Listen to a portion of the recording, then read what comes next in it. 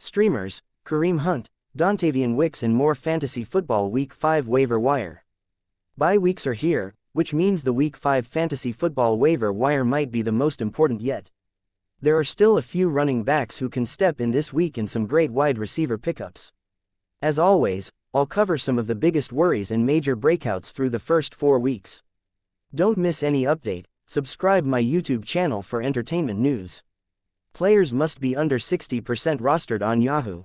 Listed in order of preference, I'll regularly prioritize potential upside over immediate replacement production. RB backups have a separate secondary list based on only if the lead option got hurt. No fab suggestions. It varies wildly by league tendencies and always relative X. If you lost your RB1 to injury and there is a clear backup, you're going to be more aggressive. Streaming QB and TE are grouped together. Weekly ranking can change once projections, ranks run. DST could shift a bit too. Emojis for brevity. Smirk equals mentioned multiple times, multiple weeks, either you want him, or don't. Saluting face equals next man up but with deeper startability. Worry report. Scale 1 to 5. More ducks equals more worry. Breece Hall, RB, NYJ, Duck, the good. Hall is still explosive 26.4% explosive yards per fantasy points, a top 25 mark. Braylon Allen is at 15.4% and seeing the majority of passing game and third down work. The bad, Hall is getting stuffed at a higher rate with lower missed tackle percent, 0.14 to 0.26 for Allen, and yards after contact per rush, 2.71 to 3.37. Through 4 weeks, Hall has all 4 goal-to-go attempts and all 4 goal line rushes. However, if Allen continues to force the issue, he could eat into a 60-40th split with some valuable touchdown opportunities. Garrett Wilson, WR, NYJ, Duck. If you drafted Wilson as a top 8 option, his ADP, you're at a 4 ducks. If you saw him the way I did, as more of a fringe WR1, then you're at a 2. Either way, there is some concern through 4 games. Wilson is leading the Jets with a 25.6 TMTGT percent.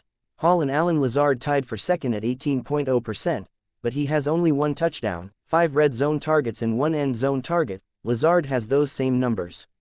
Aaron Rodgers' play and the limited touchdowns could force Wilson into mid-low WR2 territory, but I'd still buy low if someone is panicking. I'd send Terry McLaurin or Deontay Johnson for him straight up, for example. Zay Flowers, WR, Bal, Duck. This is the life of the Ravens offense, and that was before Derrick Henry meant the offense could pass even less often. Lamar Jackson is on pace to throw nearly the same amount as last year but in 17 games instead of 16. Flowers is an inconsistent WR3, and in PPR, he might be a WR4. Mark Andrews, Tay, Bal, Kyle Pitts, Tay, ATL, Infinity Duck Andrews and Duck Pitts. We've talked a lot about the tight end position this year, and it's time to frozen it, aka let it go. Move to WR Tay instead of TE only, but aside from that side conversation, Andrews failed his final attempt to give us any confidence. While his struggles tie to the Flowers dilemma, Andrews had 1 target while lining up at tight end just 4.0% of the snaps, wide 32.0%, slot 56.0%.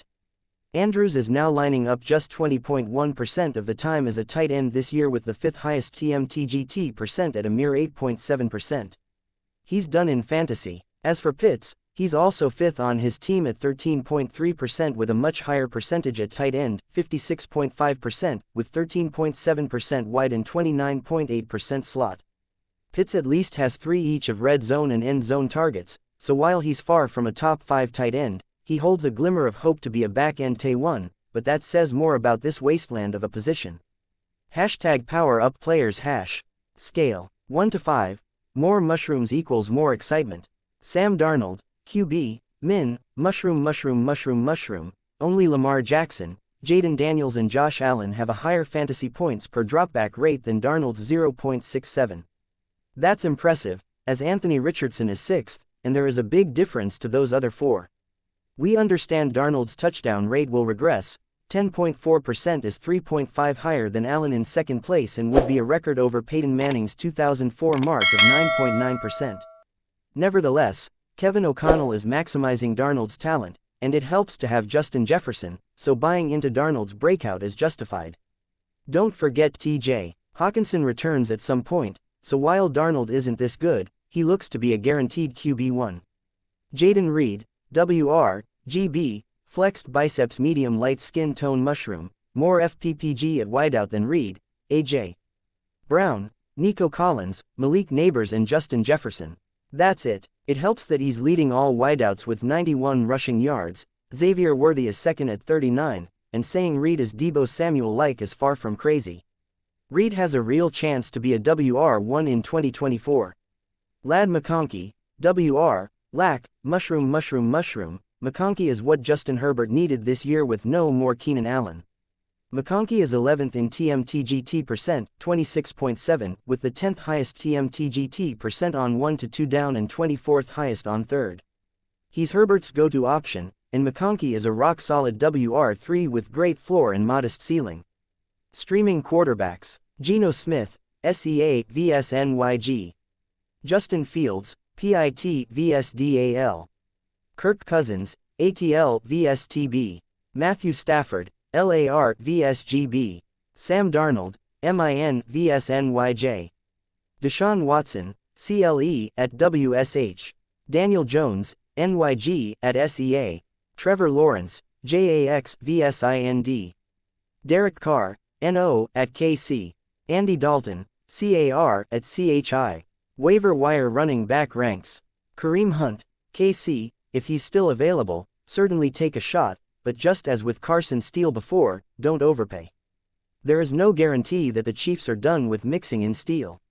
You have to take the chance on Hunt as an RB2 but also see below at number 6. Trey Sermon, IND, on volume, Sermon ranks number 1, but even in his best season 2023, Sermon only forced 0.11 missed tackles per attempt, which ranked 80th, minimum 25 carries behind names like Jeff Wilson Jr., Darrington Evans, Pierre Strong and more. Similar to Cam Akers the past few weeks, if you need running back help, you have to chase the volume, but it's likely inefficient and Jonathan Taylor is out only a few weeks.